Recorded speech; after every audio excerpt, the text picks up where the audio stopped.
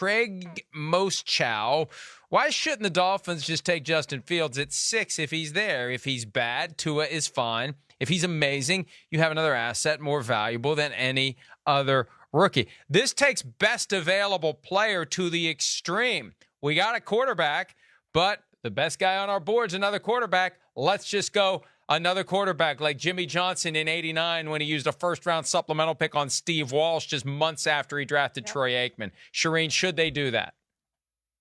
Well, I'm not sold on Tua. They seem to be sold on Tua. I guess if you've seen enough from him in practice to say he's your quarterback, you try to build around him, right? But since I'm not sold on Tua, I absolutely would do that. If I think Justin Fields is a really good quarterback, my scouts have scouted him and say he's going to be a great quarterback, absolutely I would do that. I just think you double your chances of having a franchise guy, as we talked about, for possibly the next 15 to 20 years. If Tua's not the guy, then maybe this is the guy, right? Instead of being back in the quarterback market next year or the year after, you have your guy. And maybe you're not drafting that high next year or the year after. You look at what the Lions did last year at number 3 overall. They didn't draft Justin Herbert, and now they are where they are with Jared Goff as their quarterback. So absolutely, that's what I would do, but I'm not the Dolphins, and I think they're sold on Tua, so I think they have no plans to do that, Mike. This would be the ultimate smokescreen, all-in move, Jedi mind trick. If you're the Dolphins and you're sitting at 3 and have any quarterback that you can get other than Trevor Lawrence and presumably Zach Wilson, drop to 12, jump to 6, create the impression you're there to get one of the top non-quarterbacks, and then take Fields. If Fields is there, that would be awesome, but I don't see that happening. They would have stayed at 3. If they liked Fields that much, stay at 3 and get him. I think they want to give Tua another year, and by picking up the extra first-rounder that they acquired in that trade down, trade back up, because they gave up one of the first-rounders to the Eagles, but they still have a net first-rounder going into next year out of the transaction. That can be a piece that they use to move up next year if they decide to get in better position to get a quarterback. So I understand the thinking.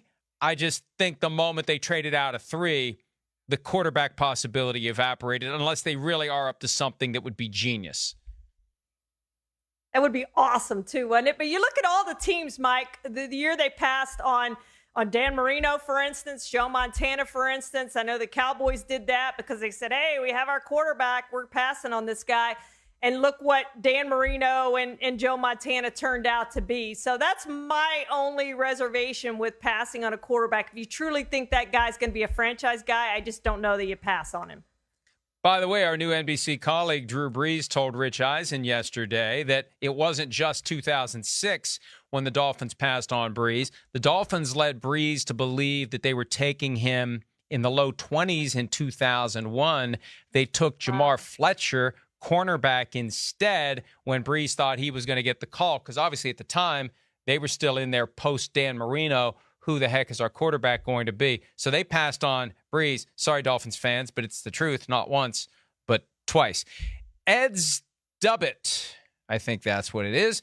Easy Dubbit, maybe that's it. What is the Lions for? I don't know. What is the Lions' first-round selection worth trade value if Justin Fields is on the board at number 7? Now, this is complicated because one of the big factors is how far down are you going? Because obviously there's going to be a flip-flop of picks. Are you flipping 7 and 8 with the Panthers? Are you flipping 7 and 9 with the Broncos? Are you flipping 7 and 15 with the Patriots? Who are you flipping with at number 7? And I think how far down you go dictates necessarily how much more that team has to give up. Charean, it's that simple.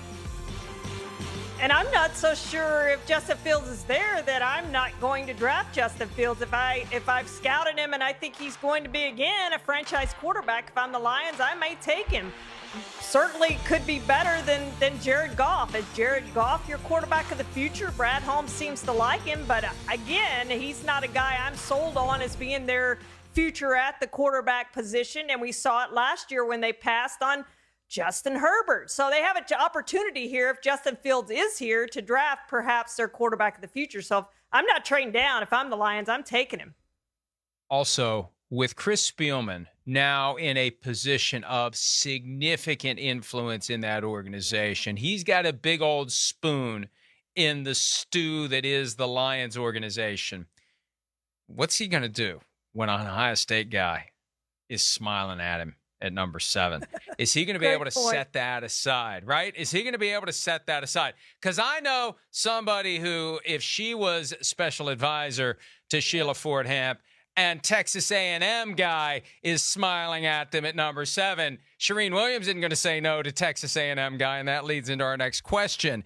JR, the boss man, how does Texas A&M great Kellen Mond to Tennessee sound to you? He could grow and develop behind Texas A&M great Ryan Tannehill. Well, I think that'd be a good spot for him to go learn from Ryan Tannehill, right? I think, when I first started asking scouts about Kellen Mond and what they thought about him, probably into his senior year, so sometime during the fall last year, they said 4th round. This guy's not going to last till the 4th round. I think he's probably going to go in the 2nd round, maybe the 3rd round, but quarterbacks always go higher than we think, right? And I do have questions about his consistency, his accuracy, but he's played a lot of football, and he's played a lot of SEC football, and he's won a lot of SEC games. They were 9-1 this past season, so you have to say something for that. He ran a complicated pro-style offense, and he ran it really well for Jimbo Fisher. He's taken a lot of snaps under center, so he's done a lot of the things you look for in a quarterback. So I think he's going to go somewhere, and I think he's going to be a decent starter or a really good backup for somebody, but it would behoove him to go somewhere where he can sit, I think, for a year, Mike, and learn. Even though he has all that experience, I still think it's better for those young guys to go sit most of the time. And remember, the Sims quarterback rankings this year go Zach Wilson, Trevor Lawrence, Mac Jones, and not Justin Fields, not Trey Lance, but Kellen Mond at number 4. And he says that Phil Sims turned him on to Kellen Mond during the season, and he started paying attention to him, and he believes that Mond is, again, ahead of Fields and Lance by way of overall prospect value. So we'll see where Mond ends up. Hi, I'm Mike Tirico, and thanks for watching. Make sure to hit subscribe for the latest news and highlights from NBC Sports.